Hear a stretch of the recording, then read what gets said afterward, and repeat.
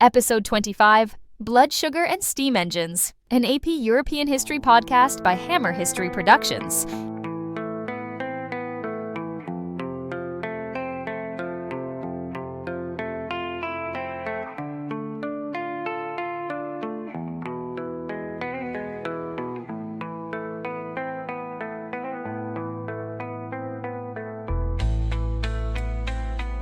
Welcome back to the Once and Future Present. I'm Casey Brooks, your student host, and today we're diving into a big historical debate. Was the transatlantic slave trade a necessary condition for Britain's industrial revolution? With me are the two best people to help untangle the arguments, Dr. Morgan and Professor Theo. Dr. Morgan, let's start with you. Thanks, Casey. Today we're looking at a core question in the history of capitalism. Did the immense wealth generated by slavery fuel Britain's rise as the first industrial nation? That's the position argued by economist William Darity Jr. He builds on the earlier work of Eric Williams to claim that slave labor and profits from the Atlantic economy helped finance British industry. And Professor Theo, who disagrees? That would be James A. Rawley, a historian who takes a more traditional view. He argues that the importance of slavery to British industrial growth has been exaggerated. Rawley focuses on the numbers, claiming the profits from the slave trade were relatively small compared to the overall British economy. So it's an economic debate, but with major implications, right? Exactly. It's not just about numbers. It's about how we understand capitalism's origins, whether they're rooted in exploitation and imperialism or in innovation and internal development. And that makes it a perfect case to apply historical thinking. We'll look at causation, context, continuity, and change and complexity. Let's do it. Maybe we start with causation. What's Darity's argument for how slavery caused industrial growth? Darity argues that slavery, especially in the British West Indies, generated huge profits. These profits, he argues, were not siloed within plantation owners' accounts, but were diffused across Britain's economy. For example, Darity cites how capital from slave trading and West Indian plantations helped establish major financial institutions like Barclays and Lloyd's, both of which began as regional banks tied to merchants in the Atlantic trade. He also points to the role of insurance companies such as Lloyd's of London, which developed by insuring slave voyages and cargo. Profits from the Caribbean also helped bankroll the development of port infrastructure in cities like Liverpool and Bristol, which in turn became industrial hubs. Manufacturing cities like Manchester benefited from this flow of capital through their connections to port cities and through the triangular trade. Their textiles were used as currency on the African coast to purchase enslaved people. These profits were not just isolated gains, they circulated through the entire British economy. For instance, merchants and banks in Liverpool and Bristol used slave trade money to fund factories and credit systems in places like Manchester. And we shouldn't miss the ideological side. Darity quotes 18th century economic thinkers like Joshua G. and Malachy Postlethwaite, who openly stated that Britain's wealth depended on colonial trade and the labor of enslaved Africans. They were early advocates of what we'd now call manufacturers' imperialism. But Rawley says that's overstated. Yes. Rawley believes the slave trade was profitable, but not enough to be decisive. He draws heavily on the small ratios argument developed by economic historian Stanley Engerman, which found that slave trade profits represented less than 1% of Britain's national income at its height. Rawley also points out that when you subtract costs like insurance, mortality losses, and shipping fees, the profit margins per enslaved person could be modest, sometimes as low as 5 to 10%. He uses these economic estimates to argue that while morally catastrophic, the trade was not central to British industrial growth. He emphasizes how risky the business was: disease, shipwreck, revolt, piracy, and argues that many voyages didn't turn huge profits. He also points out that other sectors, like domestic textiles, were larger and more stable sources of capital. So we've got two economic pictures. Darity sees slavery as essential infrastructure. Rawley sees it more like a side hustle. What's the historical context? Context is crucial. In the 18th century, Britain was expanding overseas while transforming at home. The slave trade connected Europe, Africa, and the Americas in a triangle of exchange. Manufactured goods went to Africa, enslaved people to the Americas, and plantation products like sugar and cotton back to Europe. And that last leg, sugar and cotton, was vital. The cotton helped power textile manufacturing in cities like Manchester. Sugar was one of the most valuable goods in the world, and even if slave trade profits were small in proportion to GDP, they could still play an outsized role in key areas like shipping, insurance, banking, and credit. Could you explain what a plantation economy is, just so we're all clear? Absolutely. A plantation economy is based on large-scale agriculture focused on a single cash crop, like sugar, tobacco, or cotton, and worked by forced labor. In the Caribbean and American South, enslaved Africans did that work, and the profits flowed to Europe. That makes it sound really interconnected. So was this a turning point, or more of a continuity with earlier systems? Great question. That's where we bring in change and continuity. The use of forced labor in empires wasn't new. Ancient Rome did it, and so did early Spanish colonies. But what changed in the 1700s was the scale, the financial systems built around it, and the emergence of industrial capitalism in Europe. Could you walk us through how the triangle trade worked, step by step? Sure, it starts in Britain, where manufacturers produced goods like textiles, guns, and metalware. These were loaded onto ships and sent to West Africa. There, British traders exchanged these goods for enslaved Africans, often working through coastal middlemen. The second leg, known as the Middle Passage, brought those enslaved people to the Americas, especially the Caribbean. Conditions were horrific, and mortality rates were staggering. Once in the Americas, enslaved laborers were sold and forced to work on plantations growing sugar, tobacco, cotton, and other cash crops. Those products were then shipped back to Britain, completing the third leg of the triangle. But the cycle didn't stop there. British refineries processed the sugar, British factories used the cotton, and the profits helped fund the next round of trade. It was a self-reinforcing loop that tied three continents together in a system of exploitation. The continuity is in the exploitation. The change is in how that exploitation became global, mapped, quantified, and wired into capitalist systems. Darity sees this as a foundational shift. Rawley, on the other hand, stresses that Britain's industrial growth could have, and did, proceed using other sources of capital. So that brings us to complexity. Could both be right? In a way, yes. Rawley is right that some economic indicators minimize slavery's role, but Darity and others like Barbara Solow show that even if slave trade profits were a small percentage of GDP, they could still have a significant multiplier effect. They funded the infrastructure of capitalism. And we also have to think about cultural and social complexity. The slave trade didn't just move people and goods. It shaped British identity, ideas about race, and the moral contradictions at the heart of Enlightenment thinking. You can't disentangle sugar profits from the story of liberalism. That's kind of wild. So Enlightenment Britain, birthplace of liberty and industry, also built part of its wealth on human bondage? Was the impact of slavery mostly economic, or did it shape British culture too? That's an important question. The influence of slavery extended into everyday life in Britain. Sugar became a staple of British diets, stirred into tea, baked into cakes, and featured at social gatherings. Items like porcelain sugar bowls or silver tea sets were fashionable status symbols, but their presence was directly tied to plantation labor. Even fashion was affected. Cotton grown by enslaved laborers became the fabric of choice for British consumers. Beyond material goods, the moral debates around slavery helped shape literature, pamphlets, sermons, and even children's books.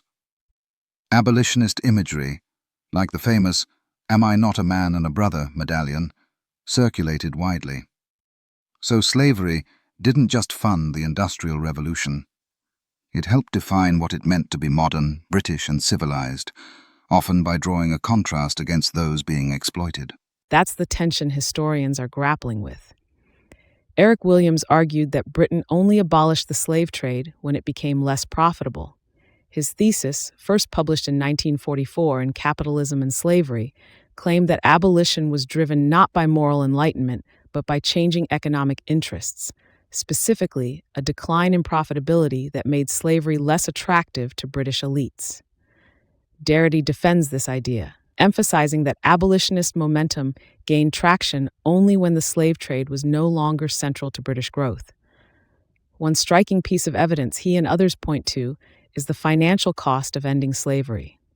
When Britain abolished slavery in its colonies in 1833, the government paid out £20 million in compensation to slave owners. That amounted to roughly 40% of the national budget at the time and around 5% of Britain's GDP. To fund it, the government had to take out large loans, which British taxpayers continued to repay until 2015. The fact that the state was willing to assume this massive debt suggests how deeply slave-based wealth was embedded in the economy and how politically difficult it was to dismantle. He also notes that the timing of abolition laws, like the 1807 ban on the slave trade and the 1833 abolition of slavery in British colonies, aligns with shifts in investment from colonial plantations to domestic industry. Later scholars like Seymour Drescher challenged that, showing abolition happened while slavery was still economically viable. But even that still points to a deep entanglement between morality, economy, and politics. Did Darity or Raleigh say anything about that abolition question? Darity leans toward the Williams thesis, that moral arguments gained traction only when slavery's economic benefits declined. Raleigh disagrees, emphasizing new values, changing class dynamics, and public mobilization. He points to the growing influence of evangelical religious groups like the Clapham sect, which campaigned against the slave trade on moral and humanitarian grounds. Parliamentary debates increasingly reflected these changing values, as did grassroots petition campaigns that mobilized tens of thousands of British citizens, including women, to demand abolition. Raleigh argues that this moral awakening, combined with the rise of a new middle class less economically dependent on slavery, shifted the political landscape toward abolition. As key to abolition. So, what does this debate show us about how historians think? And how do the kinds of evidence they're using shape their conclusions? That's a key point. Eric Williams, writing in the 1940s, leaned heavily on colonial office records, trade data, and political speeches to support a broad structural argument about the economic underpinnings of abolition. His work was groundbreaking for its time, rooted in a Marxist framework that emphasized economic systems and class interests. Williams saw slavery as a central driver of capitalist development and was primarily concerned with long-term structural patterns. William Darity Jr., writing in the 1990s, revived and expanded Williams' ideas.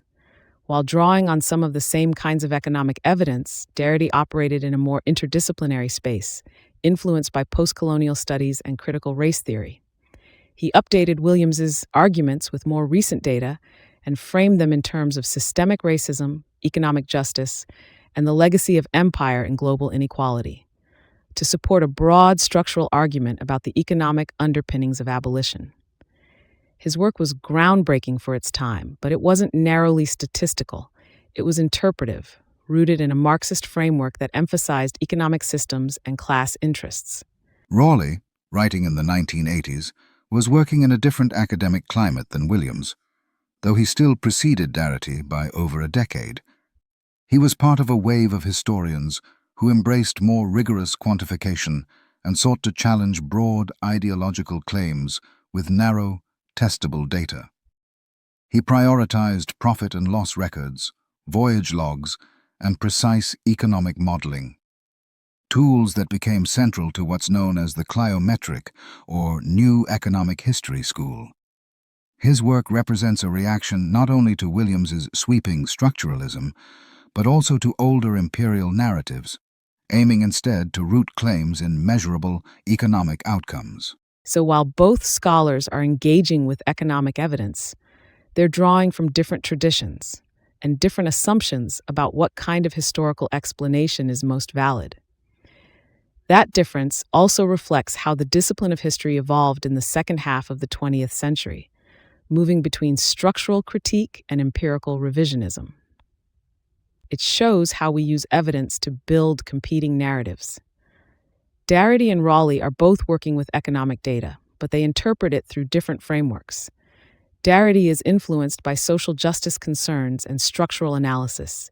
His work aligns with a broader tradition of post-colonial and neo-Marxist historiography. He builds directly on the arguments of Eric Williams, emphasizing the structural role of imperialism and exploitation in shaping modern capitalism. Unlike purely economic historians who focus on narrow profit margins, Darity brings in interdisciplinary approaches that consider how systems of oppression, including racial slavery, created the conditions for industrial expansion. His work also resonates with scholars in global history and critical race theory, who seek to decenter Eurocentric narratives and highlight the economic consequences of empire. Raleigh is trying to be empirically cautious and methodologically conservative. His work aligns with a more traditional strain of British imperial historiography that emphasizes internal development over external exploitation. He tends to foreground quantifiable data and market-based explanations, and he's skeptical of interpretations that rely heavily on structural or ideological analysis. Raleigh is also part of a broader reaction against the Williams thesis, a movement that seeks to reassert the complexity and multi-causality of the Industrial Revolution, rather than attributing it too heavily to any one factor. And it also shows how present concerns shape historical questions. As debates about capitalism, race, and reparations continue today, the origins of modern economies become politically relevant. That's why the question of slavery's role in industrialization matters so much. How does this debate affect how we remember the Industrial Revolution today? That's a great closing reflection. Public memory is contested, and how we tell the story of industrialization affects everything from museum exhibits to school textbooks. Some museums and historical sites in Britain are only now beginning to fully acknowledge the role slavery played in the rise of industry. And debates about reparations or the legacy of empire often hinge on questions like the ones we've explored today. There's also been a push to decolonize the curriculum, to include perspectives from enslaved people, from African and Caribbean communities, and from economists and historians who emphasize exploitation. The Raleigh versus Darity debate isn't just academic. It shapes how we understand justice, memory, and what kind of society we want to be. Was this kind of slave-based economic growth unique to Britain, or did other European powers follow similar patterns? That's a great comparative question. Other European empires, like France, the Netherlands, Portugal, and Spain, also relied heavily on enslaved labor and plantation economies to fuel their wealth. For example, France's colony of Saint-Domingue, now Haiti, was the richest colony in the Caribbean and produced massive quantities of sugar through brutal slave labor. Dutch merchants were deeply involved in both the Atlantic slave trade and colonial finance. And the Portuguese maintained a large transatlantic slave trade well into the 19th century. But what set Britain apart was the scale and timing of its industrial transformation. While other countries profited from slavery, Britain industrialized first, and its links between the plantation economy and domestic manufacturing were especially dense. That's why scholars like Darity and Williams zero in on Britain. Not because other powers weren't complicit, but because Britain's industrial revolution became the model for global capitalism. So if I were writing a paper on this, could I say the Industrial Revolution had multiple causes, but slavery was one of them? That would be a strong, historically grounded thesis. You could argue that slavery was a necessary, though not sufficient, condition for British industrialization. Or you could frame it as a contingent factor whose importance has been underestimated. Or you could take a Raleigh-style approach and say that while slavery contributed to Britain's wealth, the Industrial Revolution would have happened anyway, driven by other factors like coal, innovation, and a strong internal market. I feel like both positions are compelling, and that kind of complexity is what makes history interesting. Speaking of which, what's coming up next? Episode 26 will look at urban life and the social transformations of the Industrial Revolution. We'll explore what happened to daily life in cities, the rise of factories, changes in gender roles, the emergence of new social classes, and cultural anxieties about modernity. Sounds like it'll be gritty and probably a little smelly. I'm ready for it. Thanks for joining us on the Once and Future Present. This episode was produced by Hammer History Productions, and if you like our show, check out our Push sibling podcast, Jumping Frogs and Founders, and the music project we've got going too. See you next time. Stay curious, think critically,